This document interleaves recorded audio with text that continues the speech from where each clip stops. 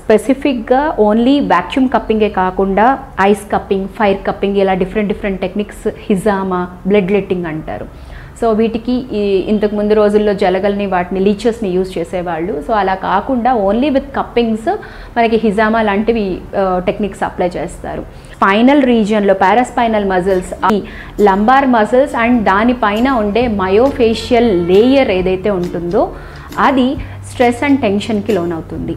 ఇలా ఉన్నప్పుడు ఈ మయోఫేషియల్ లేయర్ ఏదైతే ఉంటుందో దాన్ని రిలీవ్ చేసుకోవడానికి నాన్ ఇన్వాసివ్ ప్రొసీజర్, పేషెంట్ ఫ్రెండ్లీగా ఉంటుంది, పెయిన్ ఏమీ ఉండదు, నో డౌన్ టైం. ట్రీట్మెంట్ అయిపోయిన వెంటనే కూడా పేషెంట్ తన వర్క్స్ తను చేసుకోవచ్చు. అండ్ కప్పింగ్ థెరపీ అయిపోయిన తర్వాత జనరల్ కంప్లైంట్స్ ఏమొస్తాయి అంటే నా స్కిన్ అంతా కూడా రెడ్గా అయిపోయింది, ఏంటి ఇలాగా బర్న్ లాగా అయిపోయింది అనే కంప్లైంట్స్ వస్తూ ఉంటాయి.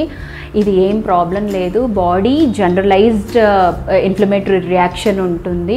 అది కూడా based on the skin nature 1 to 5 days in between ఈ మార్క్స్ అనేవన్నీ కూడా, ఈ ఎర్థీమల్ చేంజెస్ అన్నీ కూడా మనకి సబ్సైడ్ అయిపోతాయి. ఎవరు కూడా కంగారు పడాల్సిన అవసరం లేదు.